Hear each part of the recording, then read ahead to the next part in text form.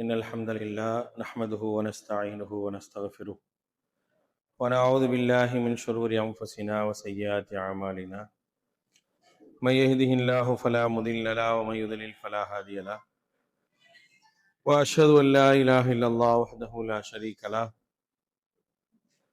وأشهد أن محمدا عبده ورسوله اللهم صل على محمد وعلى آل محمد كما صليت على إبراهيم وعلى آل إبراهيم إنك حميد مجيد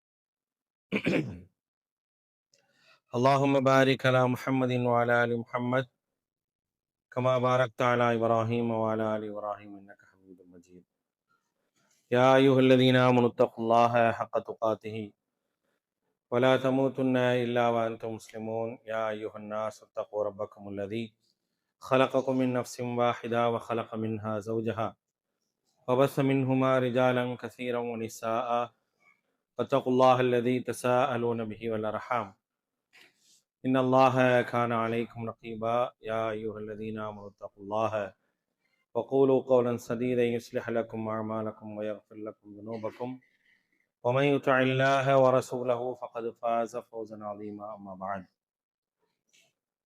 فإن أصدق الحديث كتاب الله وخير الهدي هدي محمد صلى الله عليه وسلم وشر الأمور محدثاتها وكل محدثة بدعة وكل بدعة ضلالة وكل ضلالة في النار فقال الله تعالى في القرآن العظيم أعوذ بالله من الشيطان الرجيم بسم الله الرحمن الرحيم ألم تر كيف فعل ربك بعاد إرم ذات العماد التي لم يخلق مثلها في البلاد رب اشرح لي صدري ويسر لي أمري واحلل عقدة من لساني يفقهوا قولي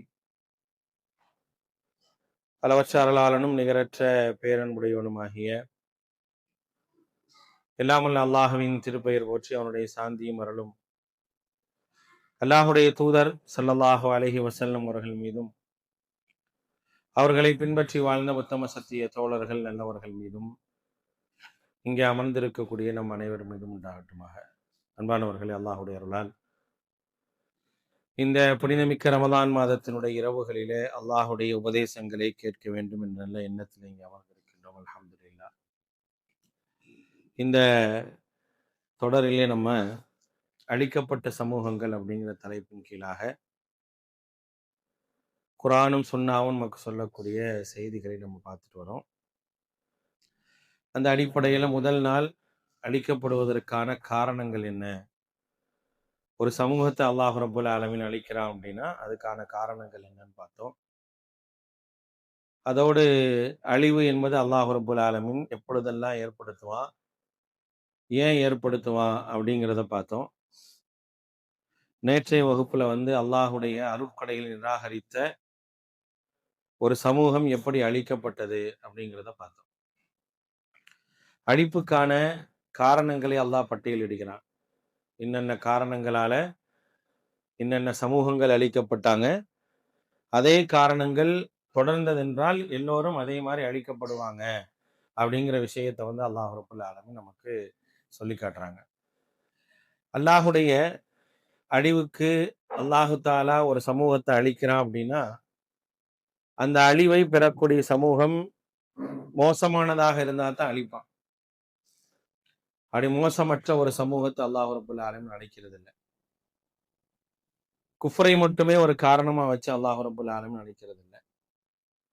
குஃப்ரோடு எதெல்லாம் புறக்கணிப்போ, எதெல்லாம் மார்க்கத்திற்கு முரணாக இருக்குதோ அப்படிப்பட்ட எல்லாத்தையும் உள்ளடக்கி என்ன செய்யறான்னா அல்லாஹ் ரப்புல் ஆலமீன் அழிவை ஏற்படுத்துறான்.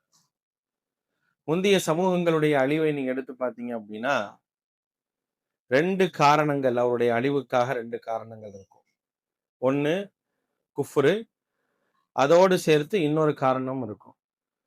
அந்த 2 காரணங்களுக்காக அல்லாஹ் ரப்புல் ஆலமீன் என்ன செய்யறான் அப்படின்னா அழிவை ஏற்படுத்தியதாக திருமறை குர்ஆன்ல பல்வேறு இடங்கள்ல அல்லாஹ் ரப்புல் ஆலமீன் சொல்லி காட்டுறாங்க. அப்படி அழிவுக்கான மிக முக்கியமான காரணங்கள் ஒன்று பெருமை. பெருமை என்பது ஒரு சமூகத்தை அழிச்சிரும், ஒரு மனிதனை அழிச்சிரும். பெருமை என்பது நம்மள்ட்ட இருக்கவே கூடாது. மங்கான ஃபி கல்பிஹி மிஸ்கால தர்ரத்தின் மின் கிபிரின். நபி ஸல்லல்லாஹு அலைஹி வஸல்லம் சொன்னாங்க, யாருடைய உள்ளத்துல கடுகளவு பெருமை இருக்குன்றதை அவன் சொர்க்கம் போக முடியாது. நிறைய எல்லாம் இருக்கணும்னு அவசியம் கிடையாது. கடுகளவு பெருமை இருந்தாலும் சொர்க்கம் போக முடியாது. அதனாலதான் நபி ஸல்லல்லாஹு அலைஹி வஸல்லம் அவர்கள் தன்னை பற்றி சொல்லக்கூடிய நேரத்துல ஆனா சய்யிதுன் நாசி யௌமல் கியாமாங்கிறாங்க. மறுமை நாளில் ஒட்டுமொத்த மனித சமூகத்திற்கும் நான் தான் தலைவர். லா ஃபக்ர பி, இதுல எனக்கு எந்த பெருமையும் இல்லைங்கிறாங்க.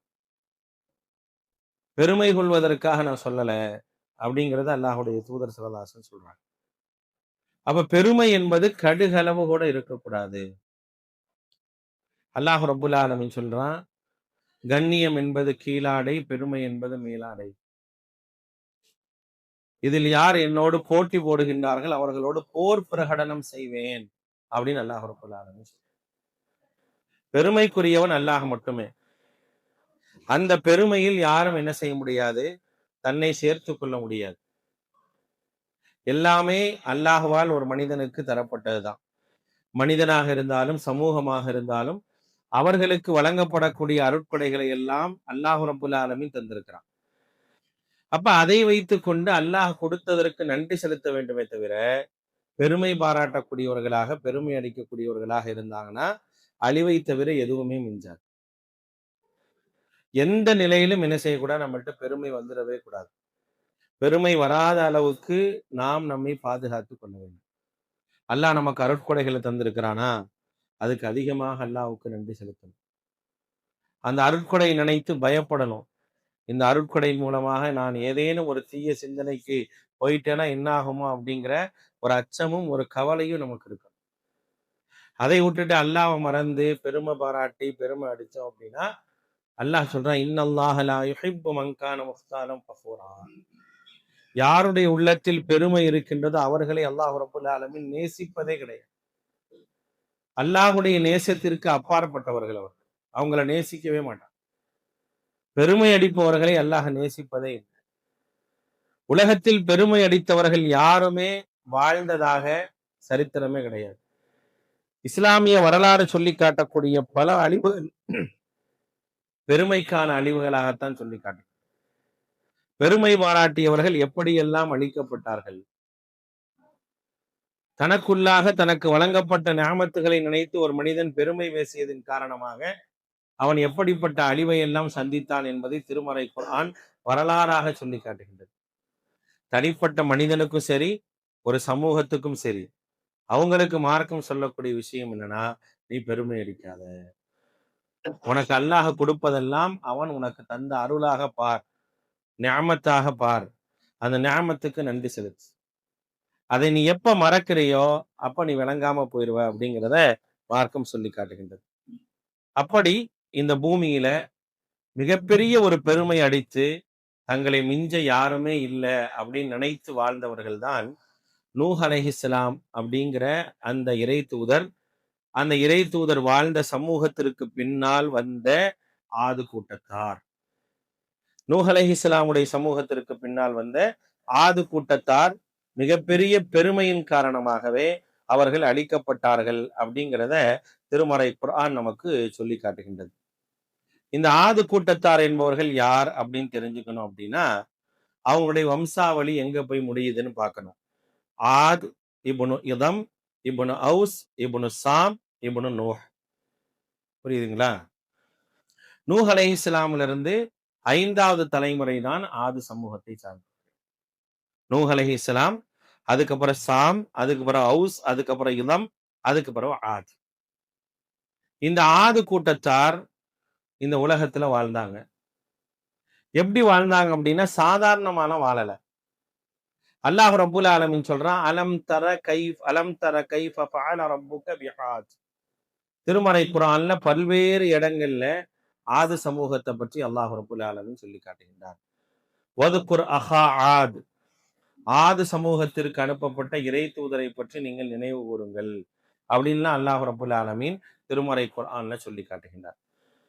திருமறை குர்ஆனுடைய 11வது அத்தியாயம், திருமறை குர்ஆனுடைய 7வது அத்தியாயம், திருமறை குர்ஆனுடைய 26வது அத்தியாயம், இப்படி அல்லாஹ் ரப்புல் ஆலமீன் பல்வேறு அத்தியாயங்கள்ல யாரை பற்றி சொல்றான்னா ஆது சமூகத்தை பத்தி சொல்றான். 7வது அத்தியாயத்துல சொல்றான், 26வது அத்தியாயத்துல சொல்றான், அதே போல 11வது அத்தியாயத்துல சொல்றான், அதே போல 89வது அத்தியாயத்துல சொல்றான். இப்படி பல்வேறு அத்தியாயங்கள்ல அல்லாஹ் ரப்புல் ஆலமீன் ஆது சமூகத்தை பத்தி பேசுறான். அவங்க அழிக்கப்பட்ட விதம், அவர்கள் வாழ்ந்த விதம், அவருடைய எண்ணங்கள் எப்படி இருந்துச்சு அப்படிங்கிற எல்லா விஷயத்தையும் அல்லாஹ் ரப்புல் ஆலமீன் சொல்லி காட்டுகின்றார். அவர்களுக்கு ஏற்பட்ட அழிவு என்பது சாதாரணமான அழிவல்ல. அவர்கள் எதிர்பாராத நிலையில அல்லாஹ் ரப்புல் ஆலமீன் அவங்க ரொம்ப பொடுபோக்காக இருந்த நிலைமையில நமக்கெல்லாம் அழிவு வருமா அப்படிங்கிற அந்த மனநிலையில இருக்கும் போது அவர்களுக்கு அழிவை தந்ததாக அல்லாஹ் ரப்புல் ஆலமீன் என்ன செய்யறான் அப்படின்னா சொல்லி காட்டுகின்றான். அப்ப அவங்கள பத்தி நமக்கு சொல்லப்படக்கூடிய செய்தி என்ன அப்படின்னா, அவர்கள் எப்படிப்பட்டவர்கள் அப்படிங்கிறத அல்லாஹ் ரப்புல் ஆலமீன் திருமறை குர்ஆனுடைய 41வது அத்தியாயத்தினுடைய 15வது வசனத்துல அல்லாஹ் சொல்றான், அம்மா ஆதும் ஃபஸ்தக்பரு ஃபில் அர்தி பிகைரில் ஹக். ஆது கூட்டத்தார் இருக்கின்றார்களே, பூமியில எந்த உரிமையும் இல்லாம பெருமை அடிச்சாங்க. ஏன்னா பெருமை அடிக்கிறதுக்கு எந்த உரிமை எந்த நியாயமும் இல்லை. ஏன்னா அவனுக்கு கொடுத்ததெல்லாம் அல்லாஹ். நானா இருந்தாலும் சரி, நீங்களா இருந்தாலும் சரி, நமக்கு எந்த ஒரு உரிமையும் எந்த ஒரு ஹக்கையும் அல்லாஹ் கொடுக்கல பெருமை அடிக்கிறது. எனக்கு அல்லாஹ் நிறைய கொடுத்திருக்கலாம், பொருளாதாரத்தை கொடுத்திருக்கலாம், அறிவை கொடுத்திருக்கலாம், ஆற்றலை கொடுத்திருக்கலாம், குழந்தை செல்வங்களை கொடுத்திருக்கலாம், இப்படி ஞாமத்தாக எதை வேண்டுமானாலும் தந்திருக்கலாம் அல்லாஹ். ஆனா அதையெல்லாம் வைத்துக்கொண்டு என்ன செய்ய முடியாது அப்படின்னா பெருமை அடித்து வாழவே முடியாது. இதெல்லாம் அல்லாஹு தாலா எனக்கு கொடுத்தது, எப்ப வேணா இதை வச்சிருப்பான், எப்ப வேணா எடுத்திருப்பான் அப்படிங்கிற அந்த மனநிலையில் என்ன செய்யணும், வாழணும். ஆனா அவங்க அப்படி வாழல. என்ன காரணம் அப்படின்னா அவர்கள் ரொம்ப பலம் மிக்கவர்களாக இருந்தாங்க. பலம்னா எந்த அளவுக்கு பலம் அப்படின்றத பத்தி சொல்லும் போது வைதா பதஷ்தும் பதஷ்தும் ஜப்பாரீன் அப்படின்னாங்க. ஹூத் அலைஹிஸ்ஸலாம் அவர்கள் அவங்கள பத்தி சொல்றாங்க, அந்த சமூகத்தை பத்தி சொல்றாங்க, நீங்க எப்படி இருக்கிறீங்க தெரியுமா, உங்களுடைய மனநிலைகள்லாம் எப்படி இருக்கு தெரியுமா அப்படிங்கிறத சொல்லும் பொழுது ரொம்ப அழகா என்ன செய்யறாங்க, அவர்களை பத்தி சொல்றாங்க.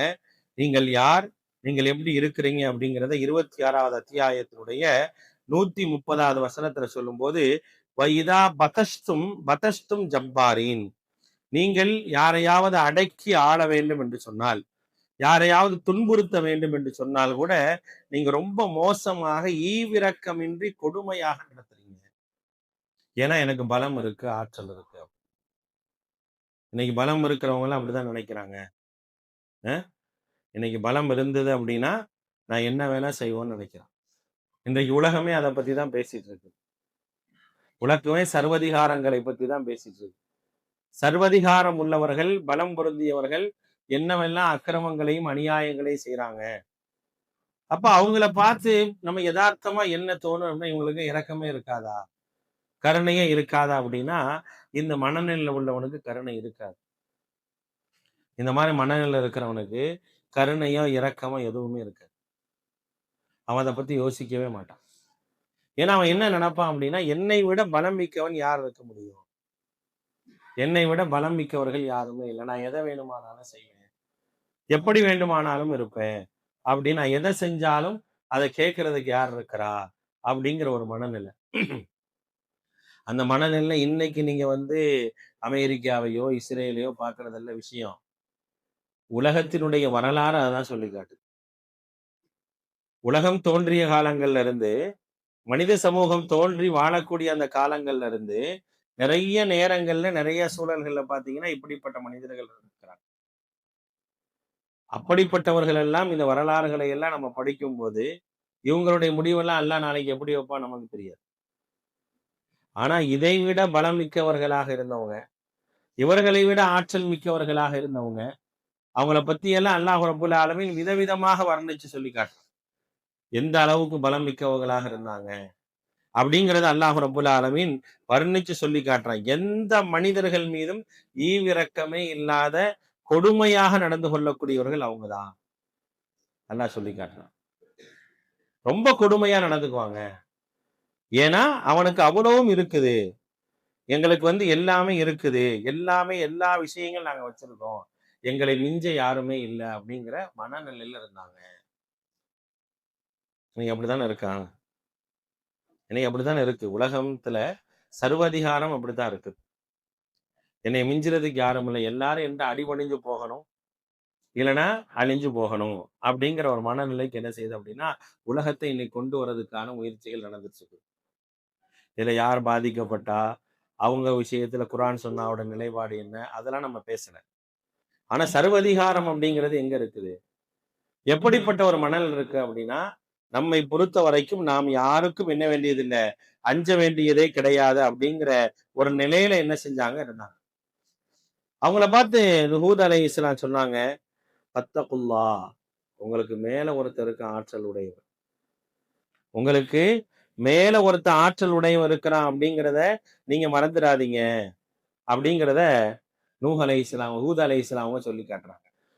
மேலும் அல்லாஹ் சொல்றான் பாருங்க, அந்த 41வது அத்தியாயத்தினுடைய 15வது வசனத்துல சொல்றான், அம்மா ஆதுன் ஃபஸ்தக்பரு ஃபில் அர்தி பிகைரில் ஹக், எந்த விதமான நியாயம் இன்றி அவங்க என்ன செஞ்சாங்க, பெருமை அடிச்சாங்க.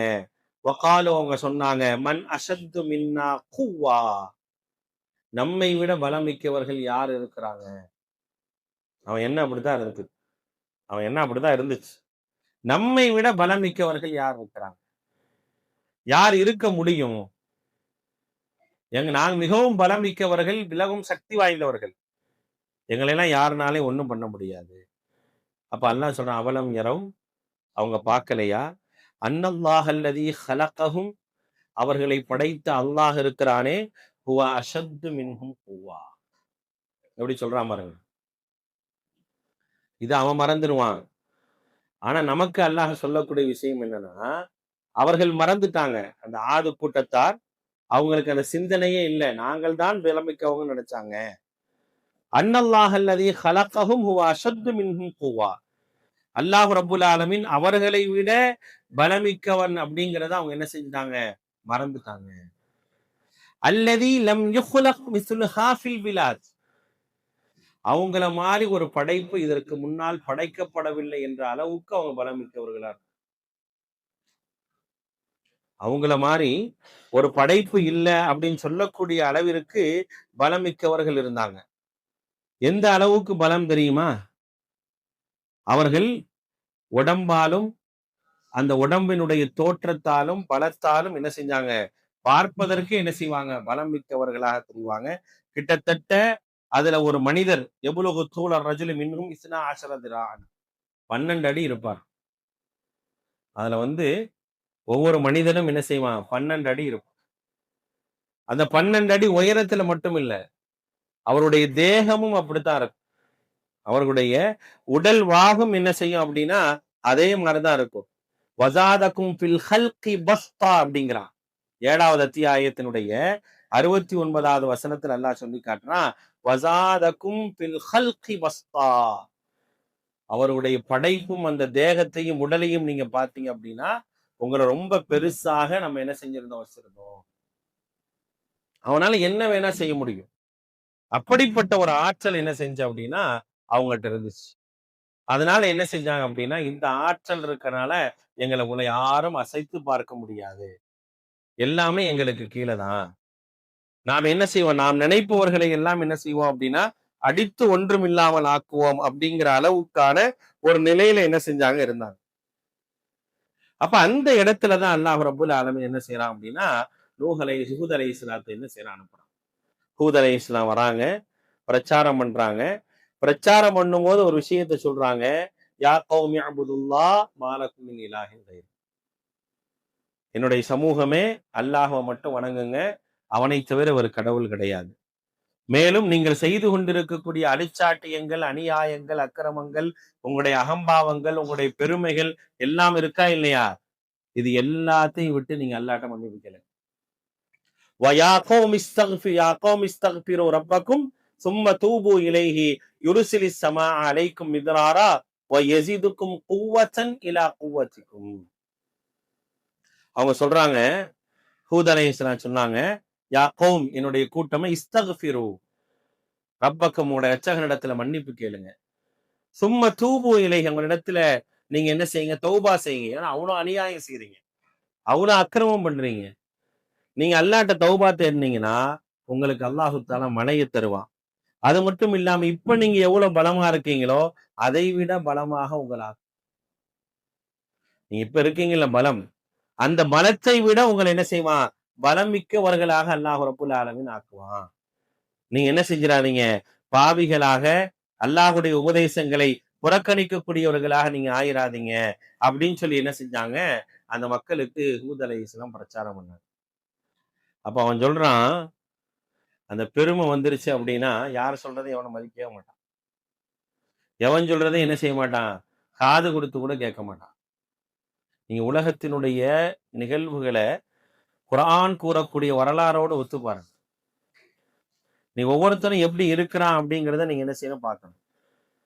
அப்ப நான் என்ன யோசிக்கணும்னா, இவன்லாம் இந்த ஆட்டம் ஆடுறான்ல, இந்த அக்கிரமம் பண்றான்ல, இவனை எல்லாம் அழிக்கிறதுக்கு எவ்வளவு நேரம் ஆகும் அல்லாஹ்?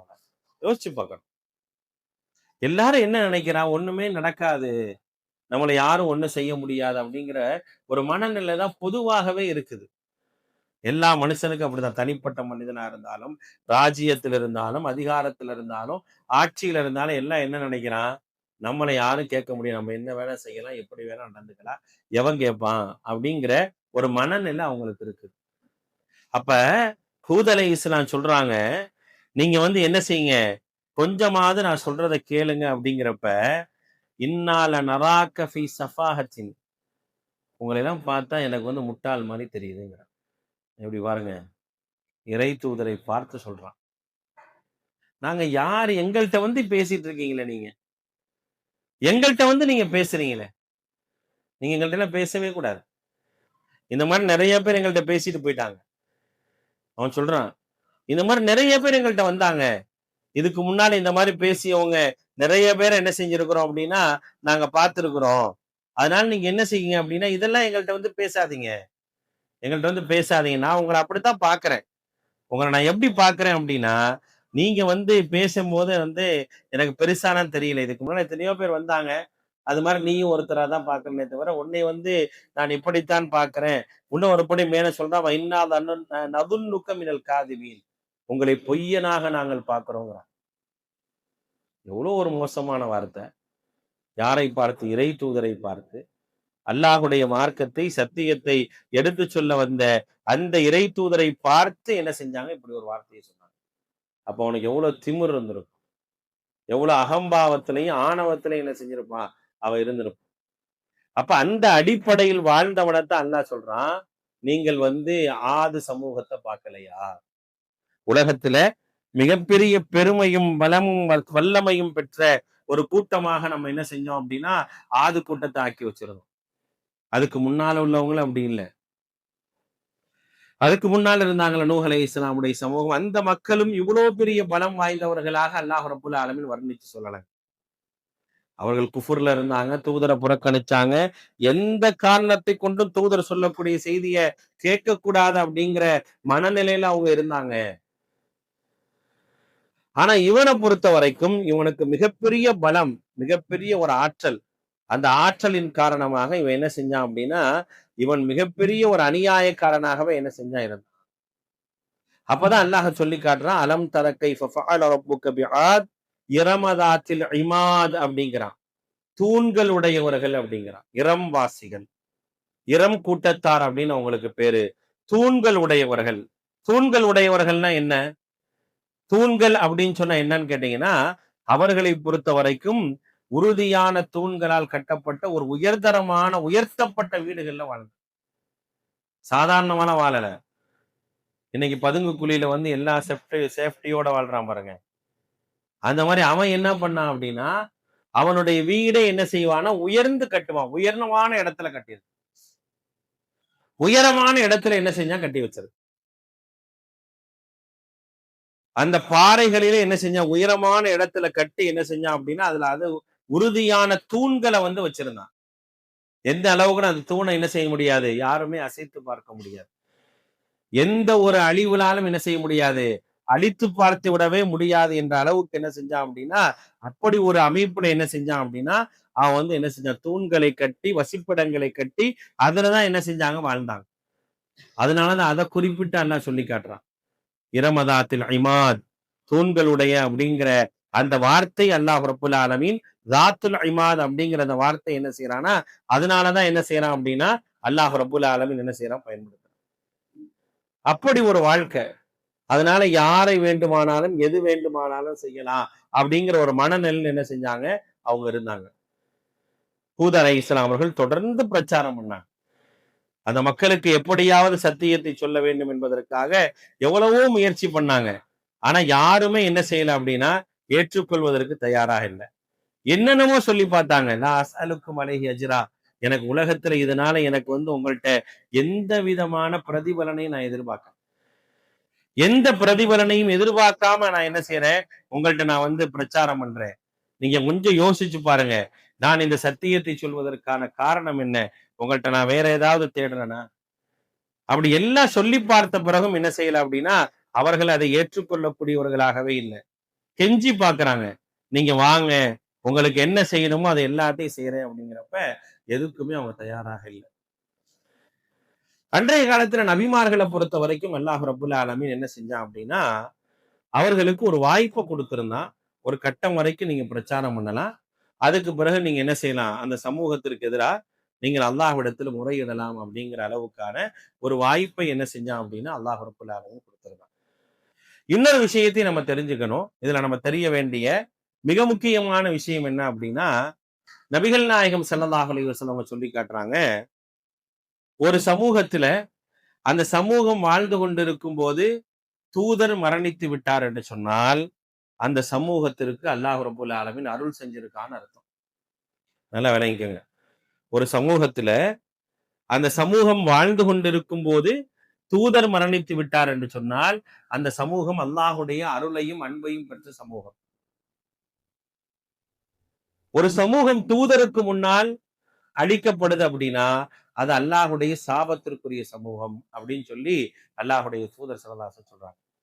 அல்லாஹுடைய அன்பினுடைய அடையாளத்துல ஒண்ணு என்ன அப்படின்னா, ஒரு சமூகம் வாழும்போது தூதர் மரணிப்பது. அந்த தூதர் மரணித்து விட்டார் என்றால் அவர் முன்ன சென்று அந்த சமூகத்திற்காக அல்லாஹ்விடத்துல பரிந்துரை செய்யக்கூடியவராக, அந்த சமூகத்திற்கான வெற்றிக்கான ஒரு பரிந்துரைக்காக என்ன செய்வார் அப்படின்னா அந்த தூதர் இருப்பார். அதே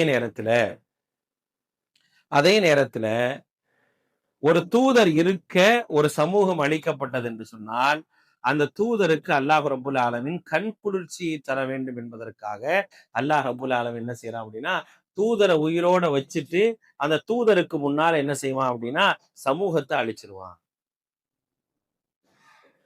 முந்தி வாழ்ந்த சமூகத்துல நூஹ் அலைஹிஸ்ஸலாமா இருக்கட்டும், ஹூத் அலைஹிஸ்ஸலாமா இருக்கட்டும், சாலிஹ் அலைஹிஸ்ஸலாமா இருக்கட்டும், லூத் அலைஹிஸ்ஸலாமா இருக்கட்டும், ஷுஐப் அலைஹிஸ்ஸலாமா இருக்கட்டும், இந்த நபிமார்கள் எல்லாம் அவர்கள் கண் கூட பார்க்க அந்த சமூகம் அழிக்கப்பட்ட விதங்கள் வேறு வேறாக இருக்கலாம். அந்த விதங்களை நம்ம பார்ப்போம்.